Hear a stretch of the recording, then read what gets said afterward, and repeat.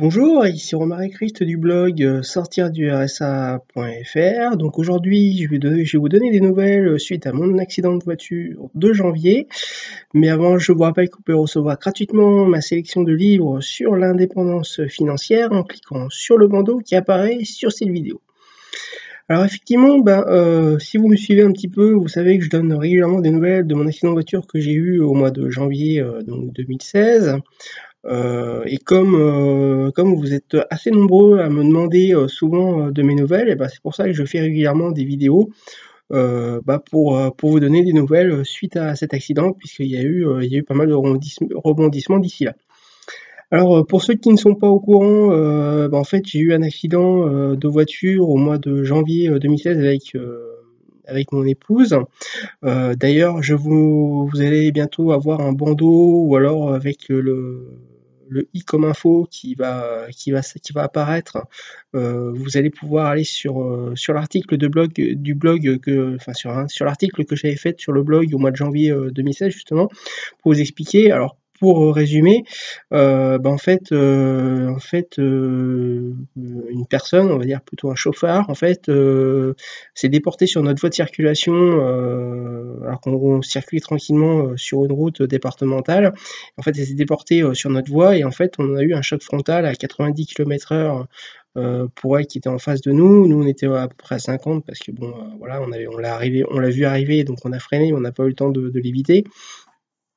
Donc on a fait suite à ça quelques heures d'hôpital. Moi je suis sorti avec des égratignures et puis une sorte d'entorse à la cheville. Bon, rien de bien méchant on va dire. Ça aurait pu être bien pire. Par contre du côté de mon épouse ça a été un petit peu plus grave puisque donc elle a fait plusieurs examens, donc plusieurs radios comme moi quelques heures après l'accident. Mais ensuite, ça s'est aggravé, donc elle est sortie de l'hôpital comme moi quelques heures après, mais ça s'est aggravé puisque 48 heures après, elle a fait une embolie pulmonaire, donc avec perte de connaissance, etc. Donc ça a été assez important. Elle a fait presque une semaine d'hôpital suite à ça. Donc voilà, et donc j'avais fait une vidéo donc pour donner des nouvelles, je crois 3-4 mois après.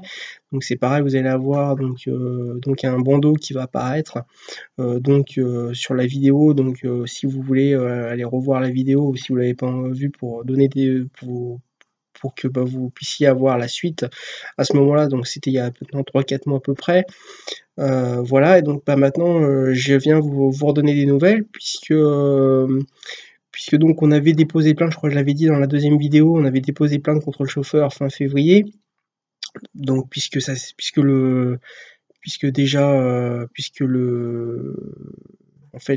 santé de mon épouse s'était aggravée suite à l'accident, qui avait fait une embolie pulmonaire. Donc voilà, donc par contre, on est maintenant 6 mois après la plainte et 7 ou 8 mois après l'accident, donc quand je fais cette vidéo, on est au mois de juillet 2016, enfin fin juillet 2016, bientôt août. Et donc on n'a toujours pas de nouvelles de la plainte qui a été donnée, donc on ne sait pas si elle a été classée sans suite par le tribunal ou pas. Donc je pense qu'on en aura des nouvelles assez rapidement maintenant. Par contre, nous, on a commencé à se battre avec les assurances puisque forcément l'assurance adverse. Donc déjà, par contre, on a eu l'indemnisation du véhicule, donc ça de ce côté-là, il n'y avait pas de souci. Par contre, on commence à se battre avec l'assurance adverse au niveau des blessures corporelles, puisque moi j'ai eu un ITT de 6 jours et mon épouse a eu un ITT de 5 jours plus plus les jours d'hôpital plus 5 jours d'hospitalisation. Donc l'assurance adverse nous a fait une première proposition qui s'est avérée absolument ridicule, puisqu'ils ont proposé une provision de 400 € à mon épouse et moi ils m'ont proposé 500 € d'indemnisation définitive, d'indemnisation tout court totale.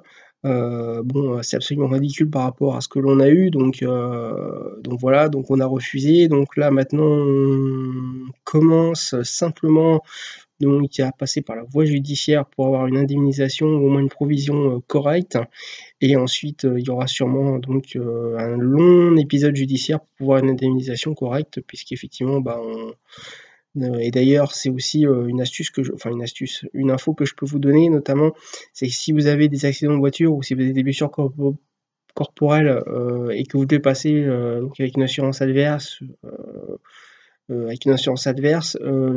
essayez de refuser ce que vont vous proposer l'assurance adverse, parce que généralement, il ne faut pas oublier qu'une assurance, hein, c'est du business aussi. Donc elle est là pour vous donner le minimum et pour régler le dossier le plus rapidement possible pour passer au suivant. Donc vous aurez toujours beaucoup plus au niveau du tribunal. Si vous passez au tribunal, par contre, ce sera un peu plus long. Ce sera même plus long, mais voilà. Donc si effectivement vous souhaitez avoir une indemnisation juste et honnête, il vous faut passer absolument par le tribunal pour que pour que vos droits soient vraiment évalués à sa juste valeur. Voilà, et votre préjudice à sa juste valeur. Voilà, donc je vous donnerai régulièrement des nouvelles de ce qui se passe. Donc maintenant, ça va être au niveau judiciaire, puisqu'au niveau de la santé, donc moi ça va mieux. Par contre, mon épouse, ça va mieux, mais il y a encore des examens qui se font, notamment des IRM, puisqu'elle a toujours des douleurs, donc ils essaient de trouver ce qu'elle a. Donc voilà, donc c'est surtout pour elle que ça va être le plus long au niveau pour l'indemniser à sa juste valeur. Moi, effectivement, ça sera indemnisé donc plus facilement puisque moi, mon état est consolidé, ce qui n'est pas le cas de mon épouse. Donc voilà, donc il va y avoir des expertises médicales, etc. Et ça risque d'être très long. Voilà. Donc voilà, donc j'hésiterai pas donc à vous donner d'autres nouvelles régulièrement, donc lorsque la voie judiciaire sera démarrée, ainsi que des nouvelles de mon épouse. Donc voilà, j'en profite aussi pour remercier tous ceux qui m'envoient des messages pour me demander des nouvelles de mon épouse ou moi-même. On les reçoit, j'essaye de répondre à tous. Donc voilà, effectivement, je vous donne des nouvelles donc par la voie de la vidéo assez régulièrement pour que vous puissiez donc avoir aussi tous des nouvelles. Voilà, donc c'était Romain Christ du blog sortir du RSA.fr. Donc je vous rappelle que vous pouvez quand même recevoir gratuitement ma sélection de livres sur l'indépendance financière en cliquant sur le bandeau qui apparaît sur cette vidéo. Je vous rappelle également que vous pouvez vous abonner à cette chaîne YouTube en cliquant sur le bouton s'abonner en bas à droite de la vidéo qui vous permettra d'avoir donc très rapidement donc les nouvelles vidéos qui seront publiées. Et j'ai également besoin de votre retour, donc si vous avez aimé cette vidéo ou si vous souhaitez nous laisser un commentaire en dessous de la vidéo, n'hésitez pas. Et puis partagez la vidéo si vous l'avez aimé. Voilà, je vous dis à très bientôt.